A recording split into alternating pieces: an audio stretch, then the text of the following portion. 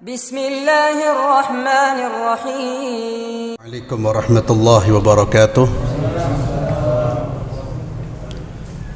Innal hamdalillah nahmaduhu wa nasta'inuhu wa nastaghfiruh wa na'udzu billahi min shururi anfusina wa min sayyiati a'malina.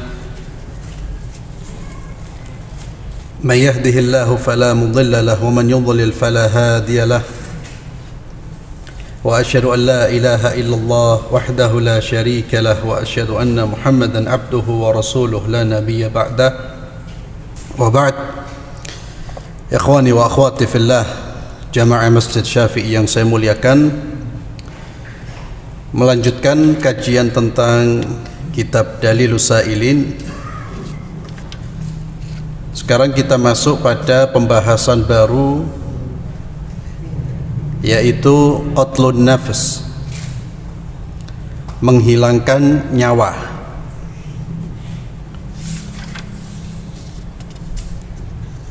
Kita masuk pada judul yang dimulai dari huruf qaf,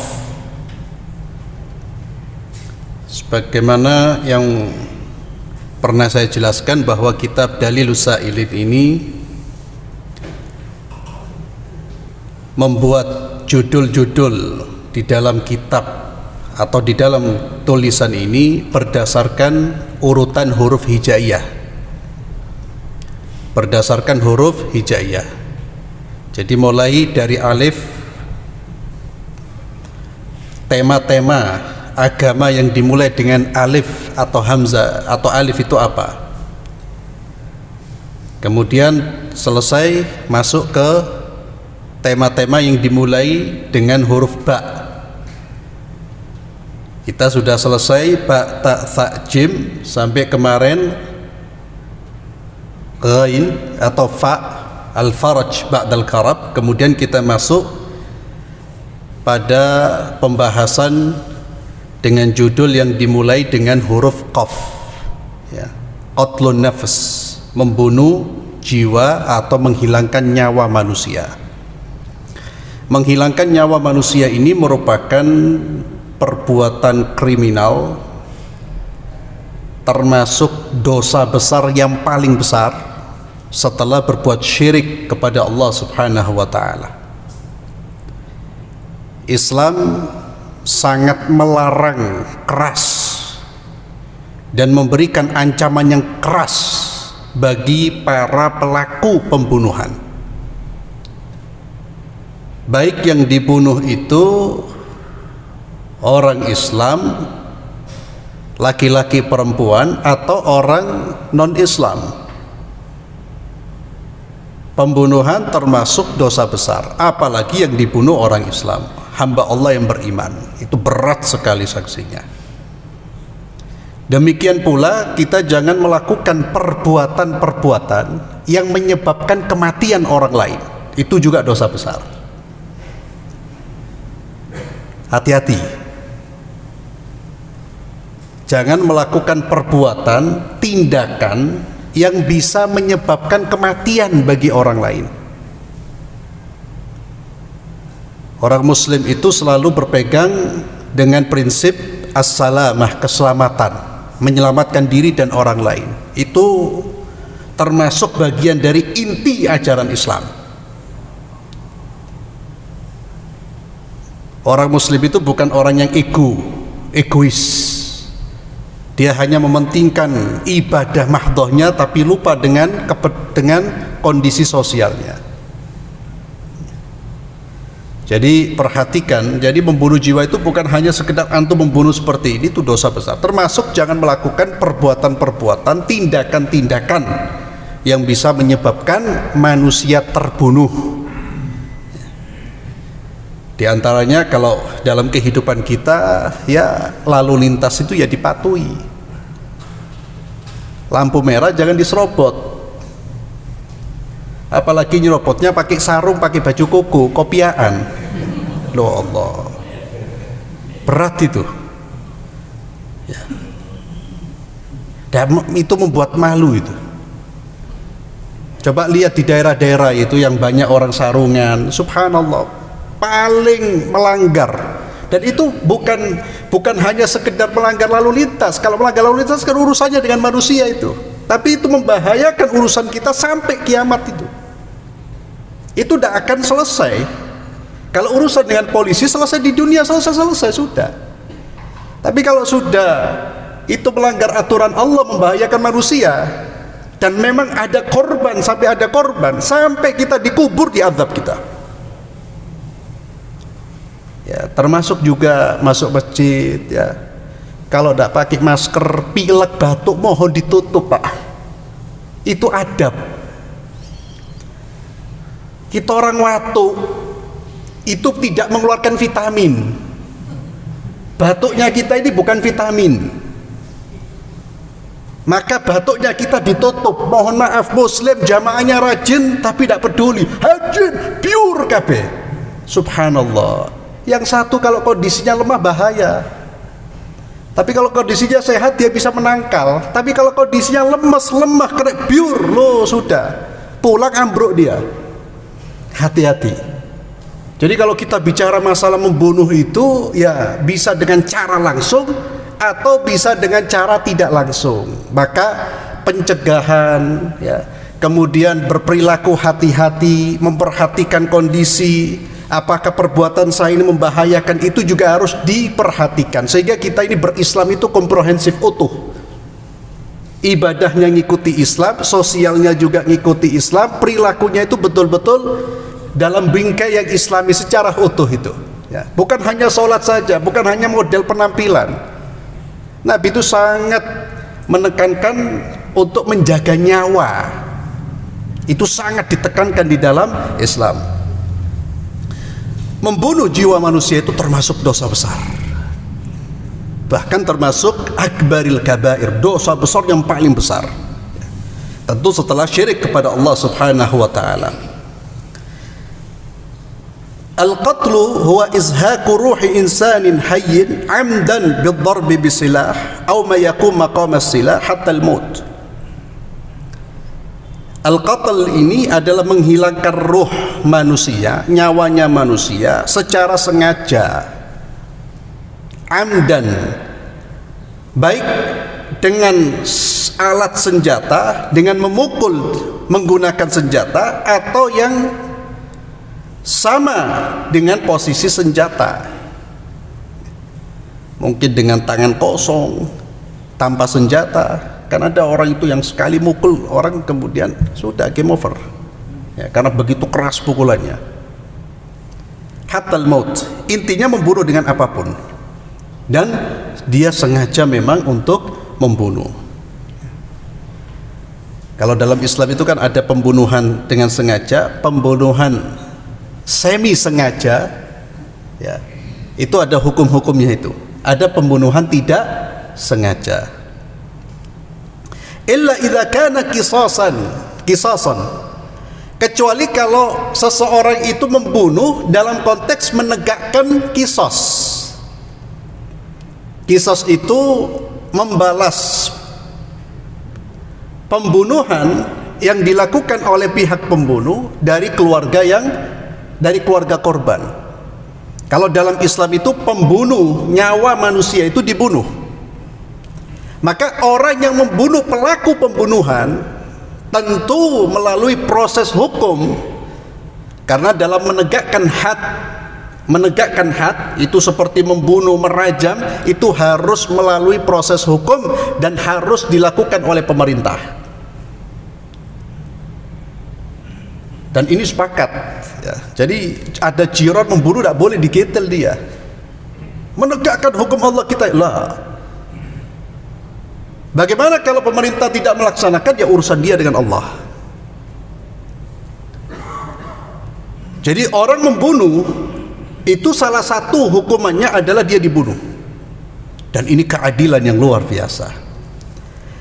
Kecuali kalau orang membunuh karena dalam konteks qisas, maka dia membunuh tidak dosa, karena memang disyariatkan, ada syariatnya, atau haddan min hududillah, atau dia dalam rangka menegakkan hukum-hukum Allah, had-had Allah subhanahu wa ta'ala. Demikian pula di dalam hadis-hadis yang sahih, orang boleh membunuh ketika dalam konteks membela diri. Ketika dia berhadapan dengan pembunuh yang ingin membunuh dirinya, entah karena ingin merampas hartanya atau ingin menyakiti istrinya, menyakiti keluarganya, lalu dia duel dan dia membunuh pelaku kejahatan ini, yang kalau dia tidak membunuh akan dibunuh, maka pembunuhan ini tidak termasuk dosa besar, bahkan dianjurkan. Bahkan orang kalau dalam kondisi duel dengan pelaku kejahatan, ya, bukan duel gara-gara kesempret mobil terus bunuh-bunuhan lah, dua-duanya di neraka itu. Duel karena memang ada pelaku kejahatan mau merampok harta kita, istri kita, keluarga kita, kemudian kita membela diri, kita harus melumpuhkan dengan cara membunuhnya, boleh. Bahkan kalau kondisi seperti itu kita terbunuh, kata Nabi, kamu syahid. Tapi kalau kita sudah melumpuhkan penjahatnya tanpa dibunuh, dia sudah lumpuh, artinya lumpuh dalam tanda kutip, dia sudah tidak berdaya, yo jangan dikitil, ya jangan dibunuh, karena itu sudah posisi. Jadi membunuh itu ya bukan perkara biasa. Ini harus betul-betul diperhatikan. Kita lihat ayat Allah Subhanahu wa taala yang berkaitan dengan masalah ini. Allah Subhanahu wa taala firman di dalam surah Al-Baqarah ayat 178 179, ya ayyuhalladzina amanu kutiba alaikumul qisasu fil qatla. Allah memanggil dengan panggilan iman, dan biasanya setiap kalau ada ayat yang dimulai dengan panggilan kepada orang-orang beriman, biasanya ayat-ayat itu berisi perintah atau larangan. Biasanya berisi perintah atau larangan. Kenapa yang dipanggil orang-orang beriman kalau Allah memerintahkan atau melarang? Karena yang merespon, yang mau mengerjakan perintah Allah, menjauhi larangan Allah, itu orang-orang beriman. Keimanan yang benar itu akan mendorong seseorang untuk membuka telinganya ketika Allah memanggil. Maka yang dipanggil ya ayyuhalladzina amanu. Sehingga kalau kita membaca Al-Quran, lalu ada ayat ya ayyuhalladzina amanu, dan kita tidak merasa terpanggil, berarti kita bukan orang beriman, belum beriman, belum kuat imannya. Kalau kita tidak merasa terpanggil dengan panggilan Allah, Allah memanggil orang-orang beriman dan kita tidak merasa terpanggil di dalam ayat-ayat tersebut, berarti memang ada problem dalam keimanan kita. Kalau ada orang di belakang saya berteriak ya Muhammad atau ya Ahmad, saya tidak mungkin noleh. Muhammad, Ahmad bukan nama saya. Tapi kalau dipanggil ya Isa, saya menoleh karena ini panggilan nama saya. Sama seperti kalau kita membaca ya alladzina amanu kemudian tidak menoleh, kita biasa, kita abai terhadap kandungan ayat ini, berarti memang ada problem dalam keimanan kita. Jangan-jangan kita belum merasa beriman. Makanya Abdullah bin Mas'ud mengatakan kalau ada ayat yang dimulai dengan ya ayyuhalladzina amanu, maka buka telingamu, siapkan hatimu, betul-betul apa ya Allah, apa yang bisa saya lakukan ya Allah, apa yang harus saya lakukan ya Allah, apa yang harus saya tinggalkan ya Allah. Kutiba alaikumul qisasu fil qatla, telah diwajibkan atas kalian al-qisas, hukum qisas fil qatla, berkenaan dengan orang-orang yang dibunuh. Al-hurru bil hurri wal abdu bil abdi wal untha bil untha, orang yang merdeka dengan orang yang merdeka, budak dengan budak, perempuan dengan perempuan. Faman ufiya lahu min akhihi syai' fattiba'un bil ma'ruf wa ada'un ilaihi bi ihsan. Kata Allah Subhanahu wa ta'ala, maka barang siapa yang mendapat suatu pemaafan dari saudaranya, hendaklah yang memaafkan mengikuti dengan cara yang baik, dan hendaklah yang diberi maaf membayar diat kepada yang memberi maaf dengan cara yang baik pula. Jadi kalau kemudian si pembunuh dimaafkan oleh keluarga korban, Dan ini merupakan syariat yang tidak ada pada syariat sebelumnya. Syariat memaafkan ini tidak ada pada syariat sebelumnya. Oleh karena itu, kalimat selanjutnya, firman Allah berikutnya, dzalika takhfifum min rabbikum wa rahmah. Kata Allah, memaafkan itu merupakan takhfif, bentuk keringanan dari Tuhan kalian dan rahmat dari Tuhan kalian. Abdullah bin Abbas berkata, kutiba ala bani Israel al-qisasu fil qatla wa lam yakun fihim al-af. Kata Abdullah bin Abbas, dulu bagi Bani Israel itu hanya berlaku hukum kisos, tidak ada opsi yang lain yaitu memaafkan, tidak ada. Tapi dalam syariat Muhammad SAW, si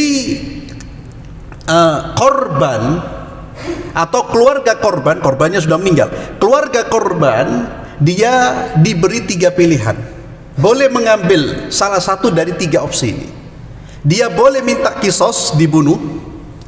Dia boleh minta diat, membayar upeti, membayar, atau dia maafkan, dikembalikan kepada keluarga korban.